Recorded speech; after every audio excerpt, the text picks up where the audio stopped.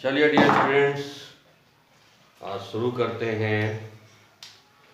कल का आपको बताया थे कूलॉम्स लॉ पे कुछ न्यूमेरिकल्स कराए थे, तो आज कूलॉम्स लॉ का वेक्टर फॉर्म देख लेते हैं।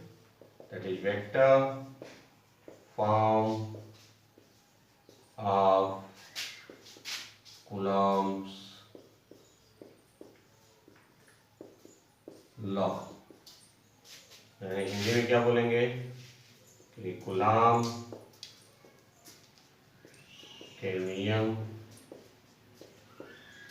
का सदिश रूप। कूलॉम के नियम का सदिश रूप। अब देखो भाई, जब हमें सदिश रूप की बात करनी है तो हमें देखना होगा पोजीशन वेक्टर से कहाँ चार्ज है।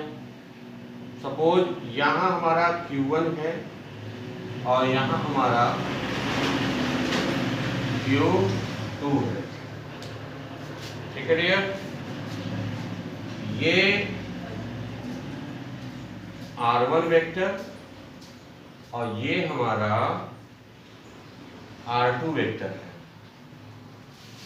ठीक भाई, तो अब कूलॉम का नियम कहाँ वैलिड होता है? क्या कहता है कि दोनों आवेशों के द्रव्यमान केंद्र को मिलाने वाली रेखा, यानी ये लाइन, यानी ये लाइन हमारा क्या है? ये लाइन हमारा विस्थापन है डेल्टा आर, यानी कि डेल्टा आर ये हमारा डिस्प्लेसमेंट है, विस्थापन है दो आवेशों के बीच का, इज इक्वल टू क्या होगा वेक्टर क्वांटिटी से? R2 minus R1। क्लास 11 का वेक्टर दिमाग में रहना चाहिए। हम लोग ऐसे ही निकालते हैं दो वेक्टर का, याद करिए 11th का स्टार्टिंग। अब हमारा फोर्स अगर वेक्टर फॉर्म में लिखेंगे तो भाई या तो ये दोनों पॉजिटिव होंगे या तो दोनों निगेटिव होंगे, या तो एक पॉजिटिव और एक निगेटिव होगा। अगर दोनों समान चार्ज रहेंगे तो प्रतिकर्षण बल लगेगा, और असमान रहेंगे, एक पॉजिटिव निगेटिव रहेगा तो आकर्षण लगेगा, यानी यही बल ऐसे लगेगा और ऐसे लगेगा, यानी रहेगा, यानी उसकी दिशा, जो बल की दिशा है वो विस्थापन की दिशा ही रहेगी। सिंपल, विस्थापन की दिशा में ही बल की दिशा है, यानी F इज इक्वल टू के Q1 Q2 अदिश राशियां हैं, बाई R स्क्वायर तो होता ही है। ध्यान दें, अगर डेल्टा R का हम स्क्वायर करेंगे तो इसे वेक्टर हमें लाने के लिए ऊपर हमें डेल्टा R वेक्टर का मल्टीप्लाई करना पड़ेगा। अब केवल डायरेक्शन के लिए हमें R वेक्टर का नहीं बल्कि डेल्टा R यूनिट वेक्टर का करना पड़ेगा। अब डेल्टा R यूनिट वेक्टर की वैल्यू क्या होती है? वेक्टर अपॉन वेक्टर का मैग्नीट्यूड। वेक्टर अपॉन वेक्टर का मैग्नीट्यूड 11th में पढ़े हैं आप लोग। ए एकांक vector, unit vector of A is equal to A vector upon A vector का मैग्नीट्यूड। तो मान रखने पर भाई दिशा के लिए हमने यूनिट वेक्टर का मल्टीप्लाई किया, यूनिट वेक्टर का वैल्यू ये होता है, तो F vector is equal to के Q1 Q2 R वेक्टर का स्क्वायर इंटू R वेक्टर इन विस्थापन delta R vector into delta R vector. तो यहां से F इज इक्वल टू क्या मिल जाएगा बच्चों? K Q1 Q2 delta R vector upon delta R vector के मैग्नीट्यूड का होल क्यूब। ये कूलॉम्स लॉ का वेक्टर रूप का सिंबल। अब अगर K की वैल्यू भी रख दें और डेल्टा R की वैल्यू भी रख दें तो हमारा F vector is equal to आ जाएगा 1/4 पाई एप्सिलॉन नॉट। K की value Q1 Q2 into R2 minus R1 vector, delta R की value upon R2 minus R1 vector के मैग्नीट्यूड का होल क्यूब। किताबों में जस्ट लिख देता है, बहुत टफ लगता है बच्चों को, बहुत आसान है, सिंपल सा है, बस वेक्टर की तरह इनको प्रदर्शित करने कहते हैं क्या, वेक्टर रूप, कुछ नहीं है। और मैं तो कहता हूँ सिंपल, कोई क्वेश्चन हो आप उसको सॉल्व करिए किससे, F is equal to 1/4πε0 Q1 Q2 by R square से। दिशा का ध्यान हमेशा रखेंगे, कौन प्लस है कौन माइनस है, कहाँ आकर्षण है कहाँ प्रतिकर्षण है, उधर का ही एरो लगाएंगे आकर्षण प्रतिकर्षण की तरफ, आपको वेक्टर नियम की कोई जरूरत नहीं पड़ेगी, आप सिंपल नियम से उससे हर तरह का क्वेश्चन सॉल्व कर सकते हैं।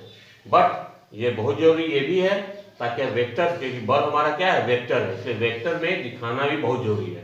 Please note.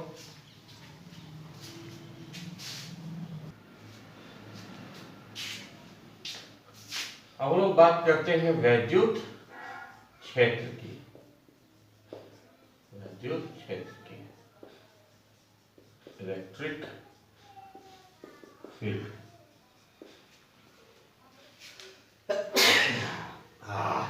मौसम खराब हो गया है, आंधी पानी है रात में। तो वैद्युत क्षेत्र, इलेक्ट्रिक फील्ड, क्या डेफिनेशन होता है बेटा, इसे क्या कहते हैं, किसी आवेश के द्वारा एकांक आवेश पर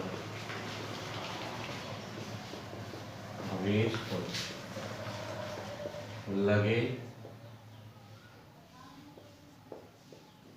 वैद्युत आवेश द्वारा एकांक आवेश पर लगे वैद्युत बल को उस आवेश का वैद्युत क्षेत्र कहते हैं।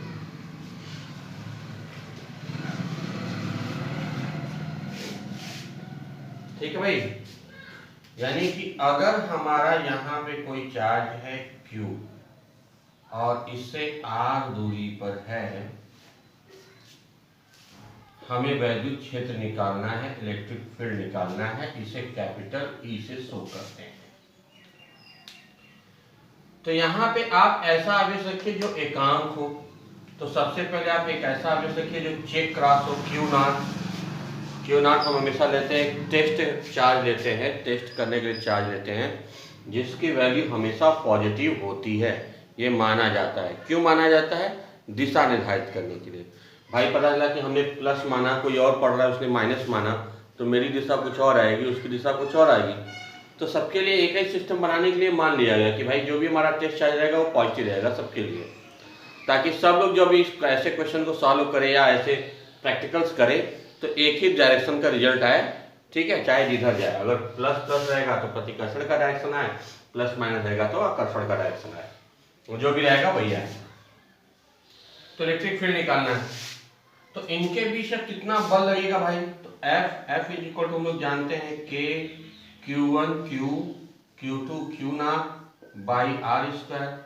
तो चूंकि Q नॉट पर लगा बल F है, Q नॉट कूलम पर, इसलिए एक कूलम पर, क्योंकि एकांक आवेश पर निकालना है, तो एक कूलम पर लगा बल, कूलम पर लगा बल कितना हो जाएगा भाई, F बटा Q नॉट। अब एक कूलम पर लगे हुए बल को ही क्या कहते हैं, वैद्युत क्षेत्र E, यानी E इज इक्वल टू, यहाँ से हमारा फॉर्मूला क्या आ गया, E is equal to F by Q naught. तो अब यहाँ से E की वैल्यू क्या हो जाएगी भाई, F की वैल्यू है K Q naught by R square, तो E की वैल्यू क्या हो जाएगी, E is equal to F by Q naught, F की वैल्यू है K Q naught by R square by Q naught, Q naught cancel हो गया, इलेक्ट्रिक फील्ड का क्या आ गया, K Q by R square, कि इस आवेश के द्वारा इतनी दूरी पर ये हमारा वैद्युत क्षेत्र होगा। अगर K की वैल्यू को भी रख देंगे तो हो जाएगा 1/4 pi epsilon naught Q by R square, जब K की वैल्यू रख दिए तो। अच्छा, वेक्टर फॉर्म से F इज इक्वल टू क्या होता है? होता है 1/4 pi epsilon naught Q naught R2 minus R1 upon R2 minus R1 का मॉड का होल क्यूब। तो इलेक्ट्रिक फील्ड वैद्युत क्षेत्र क्या हो जाएगा? 1/4 pi epsilon naught, Q naught से डिवाइड करेंगे, Q नॉट कैंसिल हो जाएगा, तो Q R2 vector minus R1 vector upon R2 vector minus R1 vector का मॉड का होल क्यूब। ये आ गया आपका वेक्टर फॉर्म, वैद्युत क्षेत्र का वेक्टर फॉर्म आ गया। अच्छा, इधर छोटी सी बात भी देख लें, वैद्युत क्षेत्र का मात्रक देखिए यहां से, ये बल है Newton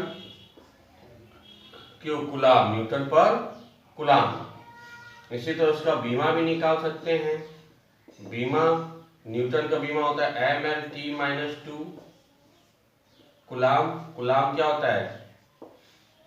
Q is equal to IT AT ampere T, तो हो जाएगा mLT-3A-1। ये हो गया वैद्युत क्षेत्र की बीमा। तो वैद्युत क्षेत्र की सारी जानकारी आपको दे दिया हमने, इसको अच्छे से नोट करें। और मैं तो कहता हूँ सिंपल डेफिनेशन अगर बाय मी कहेंगे तो सिंपल लिखेंगे वैद्युत क्षेत्र को, यह वह बल है, यह वह वैद्युत बल है जो एक कूलाम पर लगा हो। सिंपल, ये बिंदु, किसी बिंदु का वैद्युत क्षेत्र वह वैद्युत बल है जो एक कूलाम पर लगा हो। सिंपल, यानी इसके सारे क्वेश्चन आप बिल्कुल वैसे ही कर सकते हैं जैसे आप बल का कर रहे थे, कूलाम के बल का कर रहे थे। बस एक कूलाम पर निकालिए तो सारा वैद्युत बल क्या हो जाएगा? वैद्युत क्षेत्र हो जाएगा। नोट करिए।